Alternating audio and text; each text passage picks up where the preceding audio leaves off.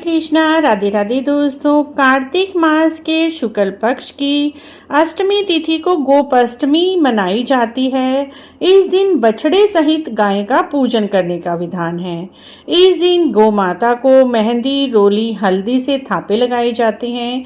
गाय को सजाया जाता है और साथ में गाय की धूप, दीप, रोली से आरती की जाती है। पूजन के बाद गायों को घास खिलाया जाता है, रोटी, पेड़ा खिलाए जाती हैं और परिक्रमा की जाती है।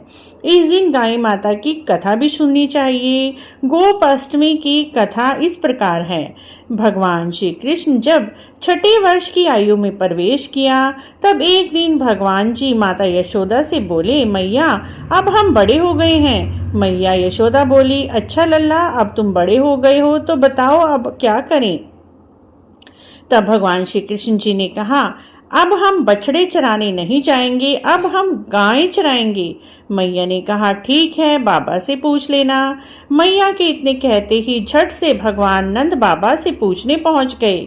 बाबा ने कहा, लल्ला अभी तुम बहुत छोटे हो, अभी तुम बछड़े ही चराओ। भगवान ने कहा, बाबा अब मैं बछड़े नहीं गाय ही चराऊंगा। तब भगवान नहीं माने। तब बाबा बोले, ठीक है लल्ला, तुम पंडित जी को बुला लाओ, वह गोचारण का मुहूर्त बता देंगे। बाबा की बात सुनकर भगवान कृष्ण झट से पंडित के घर पहुंच गए। बोले, पंडित जी आपको बाबा ने बुलाया है, गोचारण का मुहूर्त देखना है। आप आज ही का मुहूर्त बता देना, मैं आपको बहुत सारा माखन दूंगा।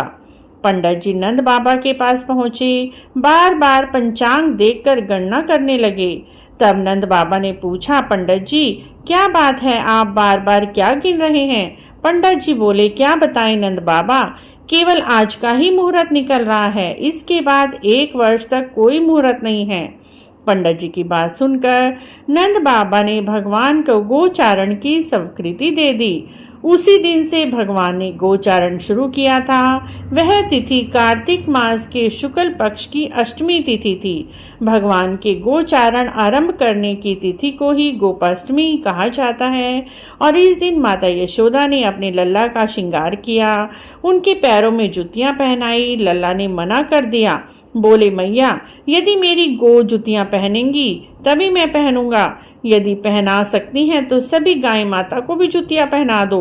भगवान जब तक वृंदावन में रहे उन्होंने कभी भी पैरों में जुतियां नहीं पहनी। आगे आगे गायें, उनके पीछे पीछे बांसुरी बजाते भगवान श्री कृष्ण और पीछे बलराम श्री कृष्ण के यश का गान करते हुए ग्वाल बाले इस प्रकार से विहार करते हुए भगवान वन में प्रवेश करते थे।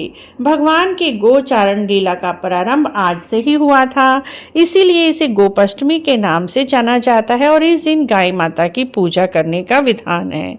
जो भी इस दिन गाय माता की पूजा करके हरा चारा और रोटी, गुड़ गाय को खिलाते हैं, उनके सारे जीवन के कष्ट दूर हो जाते हैं। और जो इस कहानी को सुनते हैं, कहते हैं, हुंकारा भरते हैं, उनको इस लोक के और परलोक दोनों के सुख मिलते हैं। बोलिए गोपाष्टमी की जय, गौ माता की जय, भगवान श्री कृष्ण जी की जय।